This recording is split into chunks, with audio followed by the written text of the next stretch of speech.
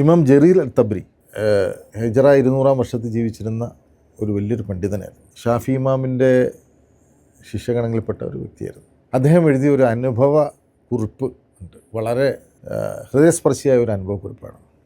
അതായത് ഇതുപോലൊരു ഹജ്ജ് വേളയിലാണ്, ഹജ്ജിൻ്റെ സമാപനം നടക്കുന്ന ആ ഒരു ഹജ്ജിൻ്റെ ചടങ്ങുകളൊക്കെ അവസാനിച്ചുകൊണ്ടിരിക്കുന്ന കാലത്താണ്. മക്കത്ത് ഈ ജനങ്ങളെല്ലാം കൂടെ കൂടിയിരിക്കുന്ന സമയത്ത് ഈ ഒരു വ്യക്തി എഴുന്നേറ്റെന്ന് പറഞ്ഞു. അദ്ദേഹം സ്വയം പരിചയപ്പെടുത്തി, ഞാൻ ഖുറാസാൻ എന്ന് പറഞ്ഞ, ഖുറാസാൻ എന്ന് പറഞ്ഞ ഇന്നത്തെ അഫ്ഗാനിസ്ഥാൻ്റെ ആ പ്രദേശം എവിടെയുള്ള സ്ഥലമാണ്, ഇന്ന സ്ഥലത്ത് നിന്ന് വരുന്ന ആളാണ്. എൻ്റെ ഒരു 1000 ദിനാർ അടങ്ങുന്ന ഒരു പണസഞ്ചി എൻ്റെ നഷ്ടപ്പെട്ടിട്ടുണ്ട്. നിങ്ങൾ ആർക്കെങ്കിലും അത് കിട്ടിയിട്ടുണ്ടെങ്കിൽ എനിക്ക് തിരിച്ചു തരണം. ഞാൻ അള്ളാഹുവിനോട് നിങ്ങൾക്ക് വേണ്ടി പ്രാർത്ഥിക്കും. ജനങ്ങളിങ്ങനെ പരസ്പരം നോക്കി.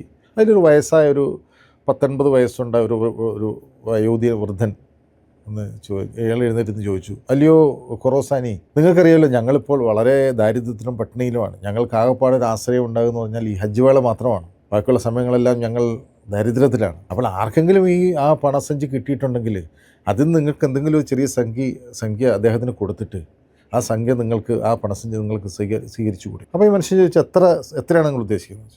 അതിൻ്റെ ഒരു 10-1, ഒരു 100 ദിനാർ. അന്നത്തെ 100 ദിനാർ എന്ന് പറഞ്ഞാൽ വലിയ സംഖ്യയാണ്. ഇല്ല, ഒരിക്കലും ഇല്ല, ഞാനത് കൊടുക്കില്ല.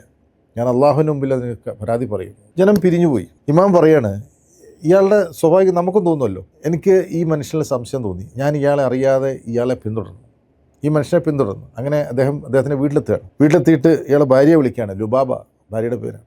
നമ്മുടെ കിട്ടിയ പണസഞ്ചിയുടെ ഉടമസ്ഥൻ അത് അന്വേഷിക്കുന്നുണ്ട്, പണം അന്വേഷിക്കുന്നുണ്ട്, നമുക്ക് ആ പണം തിരിച്ചു കൊടുക്കാം എന്ന് പറഞ്ഞു. ഭാര്യ ഉടനെ ചോദിക്കുന്നത്, ഭർത്താവിനെ അഭിസംബോധന എന്ന് പറയുകയാണ്, കഴിഞ്ഞ 50 വർഷമായി നിങ്ങളുടെ ഒപ്പം ഞങ്ങൾ ജീവിക്കുന്നു. നമുക്ക് 4 പെൺമക്കളുണ്ട്, വൃദ്ധയായ ഒരു മാതാവുണ്ട്, 2 സഹോദരിമാർക്ക്.